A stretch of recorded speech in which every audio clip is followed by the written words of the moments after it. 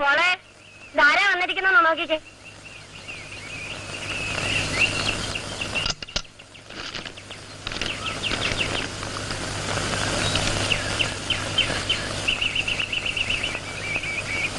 ഇതാരാണെന്നറിയോ?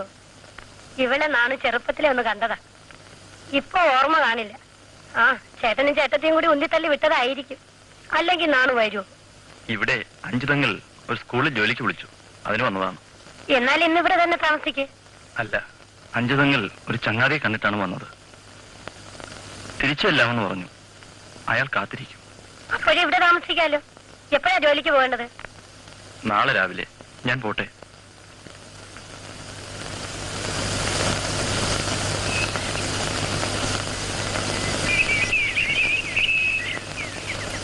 നാണു അഞ്ചുതങ്ങൾ ചേട്ടന്റെ വീട്ടിൽ പോയിരുന്നു. എനിക്ക് അപ്പോഴേ വിചാരം തോന്നിയതാ, നമ്മൾ എന്തിനാ കൂടുതലിടന്ന് അന്വേഷിക്കുന്നത്. എനിക്കും അങ്ങനെ തോന്നുന്നു. നാണു കാളിക്കുട്ടിയെ കണ്ടിരിക്കുമല്ലോ. അവൻ അവളെ ഇഷ്ടപ്പെടാതെ വരില്ല. സൂര്യൻ ഉദിച്ചു വരുന്ന പോലത്തെ പെണ്ണല്ലേ, നല്ല സ്വഭാവവും. നാണുവിന് സ്വന്തം അഭിപ്രായങ്ങളുണ്ട്, ജീവിത രീതിയുണ്ട്. അല്ലാതെ അവൻ നമ്മളെ അനുസരിക്കാതിരുന്നിട്ടില്ലല്ലോ. ഒരു കാലത്ത് അവൻ ഇപ്പോൾ പറയുന്ന കാര്യങ്ങൾ ശരിയായി വന്നുകൂടുന്നുണ്ടോ? ഏതായാലും ആരോഗ്യം നടക്കട്ടെ. നമുക്ക് എത്രയും പെട്ടെന്ന് ഇതൊക്കെ നടത്തണം.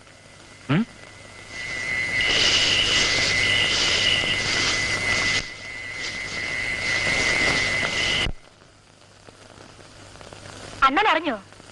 എന്താ? അച്ഛനും അമ്മയും കൂടെ അണ്ണന്റെ കല്യാണക്കാരി നിശ്ചയിച്ചു.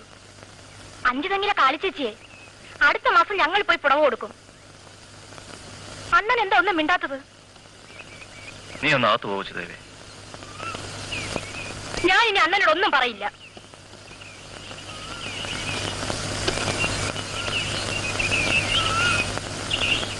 ചെറുക്കന്റെ ആൾക്കാർ വരുന്നുണ്ട് കേട്ടോ.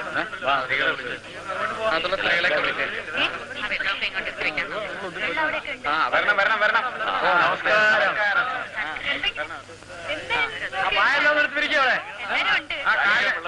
എല്ലാവർക്കും എടുത്തോണ്ടിരിക്കും.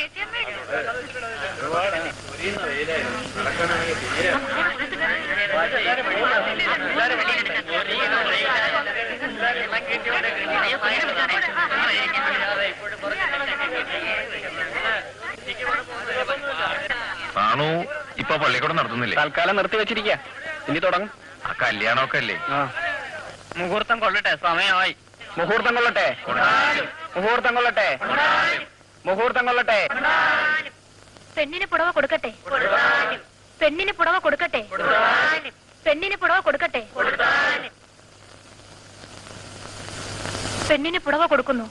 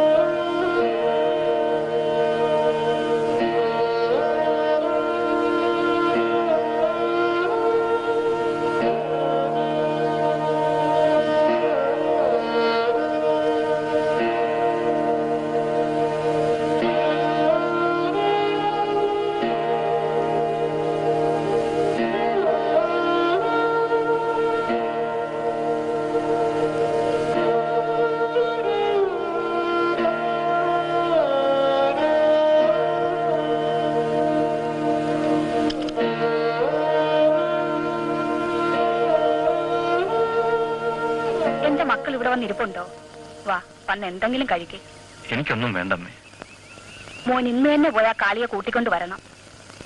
പുടവ കൊടുക്കാൻ പെങ്ങന്മാർ മതി, പക്ഷെ പാണിഗ്രഹണത്തിന് നീ തന്നെ പോകണ്ടേ? വിവാഹം കഴിഞ്ഞിട്ട് നീ അവളുടെ മുഖത്ത് പോലും ഒന്ന് നോക്കിയില്ലല്ലോ. ഇല്ലെങ്കിൽ അവളുടെ ദുഃഖം ഈ തറവാട്ടിന്മേൽ ഒരു ശാപമായി വീഴും. അവൾ ദുഃഖിക്കാതിരിക്കുകയല്ലേ അമ്മയ്ക്ക് ആവശ്യം? ശരി.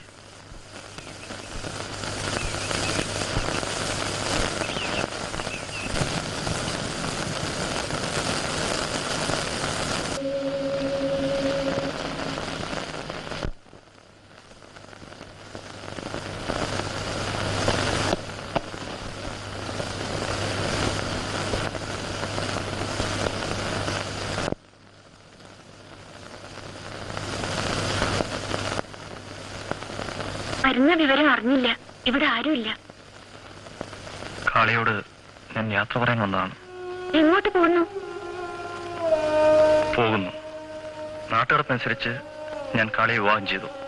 കല്യാണം എനിക്ക് വിധിക്കപ്പെട്ടതല്ലെന്ന് അപ്പോഴേ അറിയാമായിരുന്നു. എങ്കിലും എല്ലാവരുടെയും ആഗ്രഹത്തിന് വിലങ്ങായി നിന്നില്ല. കാളി എന്റെ അച്ഛന്റെ അനന്തരമുള്ള മകളല്ലേ. അപ്പോൾ എന്റെ സഹോദരി. ഇവിടെ നിന്ന് ഒറ്റയ്ക്ക് വിട്ടേച്ച് പോകാനാണോ ഭാവം? നിന്റെ ദുഃഖം ഞാൻ മനസ്സിലാക്കുന്നു. നമ്മുടെ രണ്ടുപേരുടെയും ജന്മോദ്ദേശം രണ്ടാണ്. എനിക്കൊന്നും മനസ്സിലാവുന്നില്ല. അതും എനിക്കറിയാം. ദുഃഖിക്കരുത്. അർത്ഥമില്ലാത്ത വെറും ചടങ്ങല്ലേ നടന്നുള്ളൂ. അത് സ്വപ്നം പോലെ നനച്ചാൽ മതി. അപ്പോൾ തെറ്റിദ്ധാരണ മാറും. ദുഃഖത്തിനുള്ള കാരണം ഇല്ലാതാകും.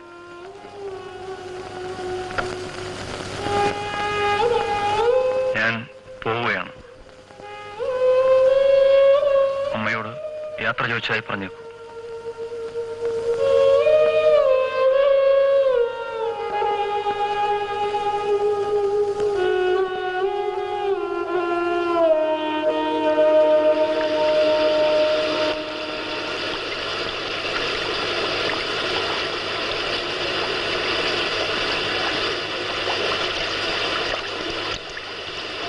പിടിച്ചോളൂ.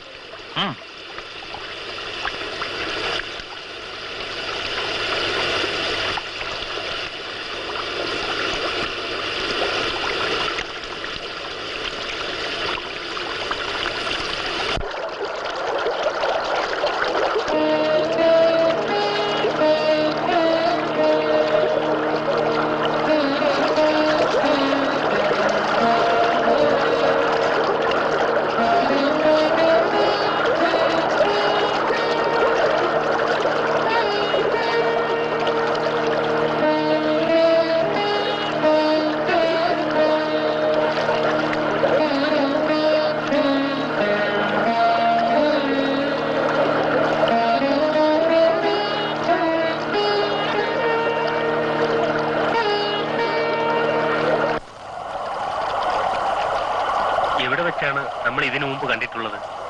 ആദ്യമായാണ് കാണുന്നതെങ്കിലും വളരെ കാലത്തെ സുദൃഢമായ സുഹൃത്ത് ബന്ധത്തിന്റെ തുടർച്ച പോലെയുള്ള ഒരു അനുഭൂതി. എനിക്കും അങ്ങനെ തോന്നുന്നു. അങ്ങ് ആരാണ്? എന്റെ പേര് നാരായണൻ. എന്റെ ശരിയായ പേര് കുഞ്ഞമ്പിള്ള എന്നാണ്. ഇപ്പോൾ ചട്ടമ്പി സ്വാമി എന്നറിയപ്പെടുന്നു. മാർഗം തിരഞ്ഞെടുക്കാൻ പോലും കഴിഞ്ഞില്ല. എന്റെ കാര്യമാണ് പറഞ്ഞത്. എന്റെ സ്ഥിതിയും അത് തന്നെ. സ്ഥിരത കൈവരിക്കാൻ കഴിഞ്ഞാൽ ഏറെക്കുറെയായി. യോഗവിദ്യയിലൂടെ സത്വശുദ്ധി ഉണ്ടാക്കാം. ജ്ഞാനം മനസ്സിലുദിക്കുന്നതിന് സത്വശുദ്ധി ഉണ്ടാവണമല്ലോ. പക്ഷേ വ്യക്തമാക്കരുതോ? അങ്ങേക്കറിയാവുന്നത് തന്നെ. ജ്ഞാനാധികാരി അല്ലാത്തവൻ ചെയ്യുന്ന കർമ്മങ്ങൾ സത്വശുദ്ധിക്ക് ഉപകരിക്കുമോ? ശ്രീശങ്കരനെ ആയിരിക്കും സൂചിപ്പിക്കുന്നത്. ബ്രഹ്മജ്ഞാനത്തിന് ജന്മബ്രാഹ്മണൻ മാത്രമാണ് അധികാരിയെന്ന് ശങ്കരൻ പ്രസ്ഥാനത്രയഭാഷ്യത്തിൽ വ്യക്തമാക്കിയിട്ടുണ്ടല്ലോ. അപ്പോൾ ശങ്കരനെ അംഗീകരിക്കുന്നില്ലേ? തത്വചിന്തയിൽ ശ്രീശങ്കരനെ പിന്തുടരാമെന്ന് തോന്നുന്നു. പക്ഷേ എന്തോ ഒന്നിന്റെ കുറവ് ശങ്കരഭാഷ്യത്തിനില്ലേ എന്നൊരു തോന്നൽ. അതെന്താണ്? ലോകം മിഥ്യയാണെന്ന വാദത്തിലെ വീക്ഷണമാണോ ഉദ്ദേശിക്കുന്നത്? എന്തുകൊണ്ടാണ് ശങ്കരൻ ജ്ഞാനത്തിന് മാത്രമേ മോക്ഷസാധകത്വമുള്ളൂ എന്ന് വാദിക്കുന്നത്? ഇതാണ് എന്നെ കുഴയ്ക്കുന്നത്. മോക്ഷം ഒരു പുതിയ അവസ്ഥയല്ല എന്ന ബോധമായിരിക്കാം അത്തരം ഒരു വാദത്തിന് ഉപോത്ബലകമായി ഭവിച്ചത്. മോക്ഷം കർമ്മം കൊണ്ട് നേടാവുന്ന അല്ലെന്നാണോ വിവക്ഷ? ശ്രീശങ്കരന്റെ വിവക്ഷ അത് തന്നെയാണെന്നാണ് ഞാൻ മനസ്സിലാക്കുന്നത്. പക്ഷേ ചിലതരം കർമ്മങ്ങൾ പരോക്ഷമായ മോക്ഷ സാധകമായി ശങ്കരൻ അംഗീകരിക്കുന്നുണ്ട്. ഉദാഹരണം നിത്യം, നൈമിത്തികം, പ്രായച്ചിത്തികം ആ കൂട്ടത്തിൽപ്പെടുന്നതാണല്ലോ. ഇവിടെ ഞാൻ ശങ്കരനെ കൈവിടുകയാണ്.